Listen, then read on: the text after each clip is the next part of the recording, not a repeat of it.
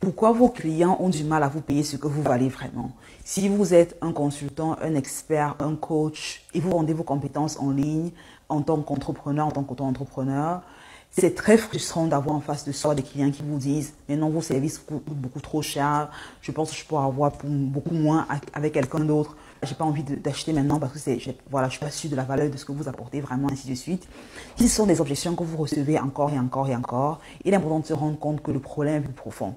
Très souvent, les entrepreneurs qui reçoivent ce genre d'objections vont se dire « Ok, peut-être je dois réduire mes prix, je dois regarder ce que mes compétiteurs offrent et offrir un service similaire au leur, je dois peut-être changer mon service complètement. Qu'est-ce qui se passe? Je dois peut-être travailler sur mes compétences de vendeur, changer mon script, ainsi de suite. » Il y a une place et un endroit pour changer son script, pour travailler sur ses compétences. Mais quand on a encore et encore des personnes qui nous font comprendre que ils ne voient pas la valeur à ce qu'on est en train de leur offrir, il est important de se rendre compte que le problème est plus profond. Et dans cette vidéo, on parle exactement de la raison pour laquelle ça arrive, de ce que tu veux faire, ce que vous voulez faire pour justement vous assurer que ça n'arrive plus du tout.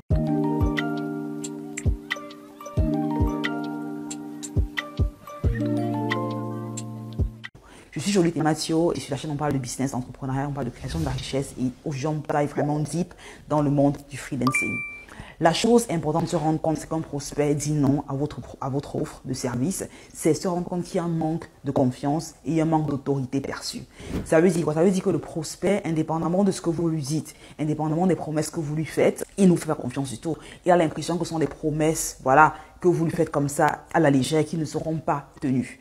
Parce qu'au final, lorsque vous vendez votre expertise, c'est vous que vous vendez. Ce n'est pas comme quelqu'un qui va vendre un produit et qui va dire, ok, voici la robe, tu vois la robe, achète la robe. Quand on vend une expertise, on vend un produit intangible. Ça veut dire que jusqu'à ce que l'argent n'ait changé, jusqu'à ce que le client nous emploie, il assume notre expertise, il assume qu'on est bon dans ce qu'on fait. Ça veut donc dire qu'on doit dégager une certaine confiance en nous, une certaine assurance, on doit avoir un certain type de positionnement qui permettra que le client se dise, tu sais quoi, bien que je n'ai pas travaillé cette personne jusqu'ici, je sais que je peux lui faire confiance. Parce que si on n'a pas cette confiance-là qui est acquise de la part du client, on tourne en rond en fait. Et très souvent, la question qui revient, c'est du coup, comment est-ce que je crée de la confiance à travers le client? Comment est-ce que je augmente mon autorité auprès du client? Parce que quand on parle de confiance, la confiance, c'est ce que vous émanez en fait, c'est la capacité que le client a de percevoir en vous quelqu'un qui tiendra ses promesses et qui permettra justement que le client arrive au résultat que vous lui avez promis. C'est la confiance en vous qui doit être reflétée chez le client. La deuxième chose, c'est l'autorité perçue. Ça veut dire, est-ce qu'il vous voit vraiment comme un expert? Est-ce qu'il vous voit vraiment comme quelqu'un qui peut justement lui apporter ces résultats-là? Si vous lui dites dans un langage un peu dubitatif ce que vous lui donnerez comme résultat et qu'il se demande, mais je peux lui faire confiance. C'est important d'avoir cette confiance, c'est important d'avoir cette autorité-là qu'on parle à un client potentiel. Donc, comment est-ce qu'on acquiert aussi bien la confiance du client, mais également l'autorité? On en parle dans cette vidéo. Il y a 4 éléments importants que tu vas avoir dans ta stratégie de marketing, dans ta stratégie de communication et de vente pour être sûr que tu regroupes ces 2 facteurs principaux. Le premier, ce sera ici le positionnement de votre marque. Ça veut dire ici, est-ce que votre marque aspire de la confiance? Il y a différents éléments sur lesquels vous pouvez travailler pour être sûr que votre marque attire de la confiance. Par exemple, un site web, une présence en ligne, votre offre, comment est-ce qu'elle est rédigée, les éléments qui sont inclus dans votre offre, s'il y a une garantie par exemple ou pas. Si vous n'avez pas un positionnement de confiance, si on a un positionnement d'autorité en ligne, ce sera dû que le client vous fasse confiance parce qu'on doit encore se rendre compte ici que si on travaille encore plus en ligne, le client n'a aucune façon de savoir si on est quelqu'un de légitime ou pas. C'est à travers le site web qu'on aura créé, c'est à travers sa présence en ligne qui pourra se dire, ok, cette personne, je pense, à travers le contenu qu'elle a créé, à travers son contenu sur son site web, je pense que c'est vraiment un expert.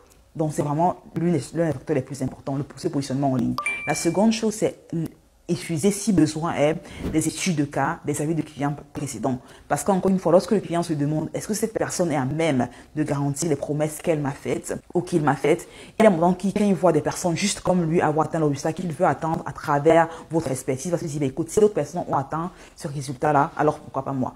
Je me rends compte que cette personne est vraiment capable de m'amener où je veux vraiment partir. Donc avoir des études de cas, des avis, des clients passés positifs, c'est très important.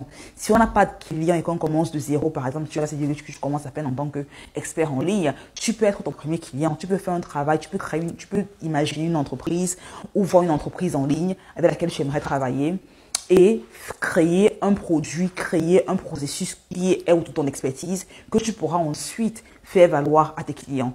Par exemple, dans l'Académie des Freelance Elite, un des exercices que je demande à tous les étudiants de faire à la fin de chaque module, c'est littéralement de prendre une entreprise avec laquelle ils aimeraient travailler et faire un travail pour l'entreprise en question.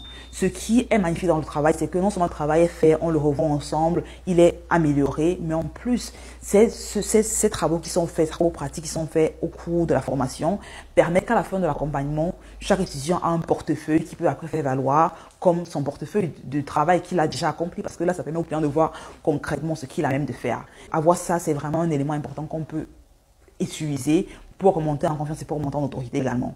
Et donc, une fois qu'on a ces différents éléments en place, ça permet que le client ait une confiance supérieure en l'offre qu'on va lui faire. Et la troisième chose qu'on va avoir, c'est vraiment être capable de communiquer sur la valeur du service qu'on est en train d'offrir au client. Ça veut dire comprendre exactement quels sont les points, les problèmes que le client a, ses pain points, et comprendre exactement comment est-ce que le service se mettra que ces pain points-là soient résolus. Il y a une citation qui dit que lorsque quelqu'un a même de t'expliquer un problème que tu ressens, mais que tu ne peux te l'expliquer toi-même, tu assumes automatiquement que la personne a la réponse au problème que tu as. Et c'est juste un fond, c'est juste psychologique. Ça veut dire si quelqu'un a même te décrit exactement les difficultés que tu traverses présentement dans ta vie quotidienne, mieux que tu ne peux te les décrire, tu vas prêter attention à ce que la personne a à dire, donc tu vas te dire, ok, si elle connaît aussi bien ce que je vis, alors forcément, elle sait comment résoudre ce problème-là.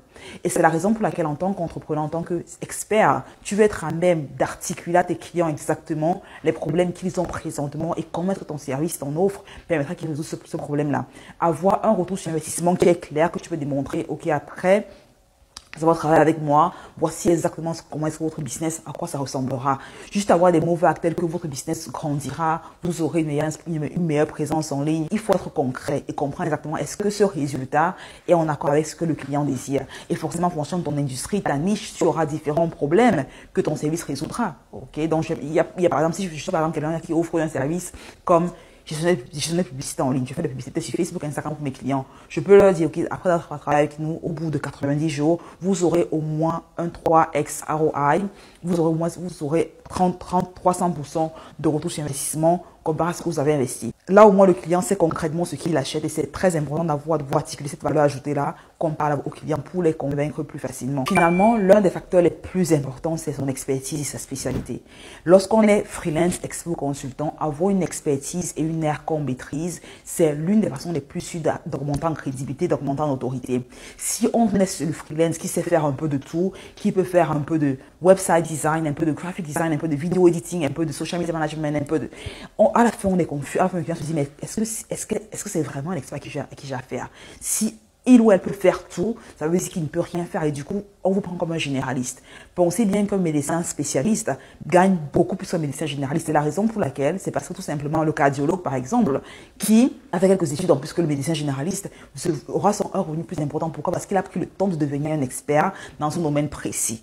Et en tant que freelance, en tant qu'expert, en tant que consultant, demande-toi quelle est l'expertise autour de laquelle je vais être connu? Quelle est l'expertise pour laquelle je vais être connu? Parce qu'une fois qu'on est expert dans un domaine, on peut augmenter drastiquement ses prix. Et encore plus quand on est un expert dans un domaine pour un type de client particulier, c'est vraiment alors la crème de la crème pratiquement. Mais dans un début de monde, quelle est l'expertise que je veux acquérir pour laquelle je veux avoir des compétences incontestables et avoir des résultats rapides que j'apporte à mes clients et vendre cette expertise-là. Parce qu'une fois qu'un client sait qu'il travaille avec un expert, il est prêt à payer plus pour l'expertise en question. Donc voilà. Manque de confiance en soi et manque d'autorité perçue pour ton activité sont les raisons principales pour lesquelles les gens n'achètent pas tes services ou tes produits. Et donc voilà, maintenant tu sais exactement pourquoi tes clients auront du mal à te donner les prix que tu demandes en tant qu'expert, freelance ou consultant. C'est l'une des choses que j'aurais aimé savoir quand je me suis lancée parce que quand j'ai débuté, il y avait pas mal de mois que j'ai passé et je me demandais pourquoi est-ce que les gens ne me prennent pas au sérieux, pourquoi est-ce que j'entends autant, pourquoi est-ce qu'ils me disent constamment, non, pourquoi est-ce qu'ils me disent qu'ils préfèrent apprendre quelqu'un de plus cher ou même quelqu'un de moins cher, qu'est-ce qui me manque? Il m'a fallu du temps pour me rendre compte que, ah d'accord, c'est le positionnement que j'ai, c'est la perception de l'autorité que j'ai qui fait en sorte que des clients me prennent pas au sérieux. Ça a littéralement tout changé pour moi. Et c'est la raison pour laquelle dans l'Académie des Freelance Elite, c'est l'un des éléments sur lesquels on s'accentue énormément parce que je veux justement que chaque personne présente ait la capacité, chaque étudiant ait la capacité de tout simplement se vendre ses services et avoir des clients qui les payent encore et encore et encore au prix qu'ils désirent. Et donc, non seulement tu apprends à vendre tes services à un prix que tu décides, et vraiment t'apprends comment augmenter tes prix sans forcément perdre de clientèle. Donc, ce sont vraiment des sujets qui sont super intéressants autour et après l'apprentissage des compétences en elles-mêmes. Donc, si tu es intéressé à devenir freelance à temps plein, à augmenter tes prix en tant que tel, ou tu veux aller à une agence de marketing que tu lances, je t'invite fortement à rejoindre l'Académie des freelances. Et là, on en parle de plus en plus. C'est l'accompagnement que j'ai créé pour ceux qui veulent vraiment aller plus loin. Le lien pour regarder la masterclass, pour voir si l'académie est faite pour toi et t'inscrire éventuellement est en description de la vidéo. Je t'invite fortement à cliquer dessus pour aller plus loin. Ceci étant, si tu as regardé la vidéo, si tu as eu de la valeur, de liker, partage avec un ami que ça pourrait éventuellement aider. Je te retrouve au prochain épisode. Bye.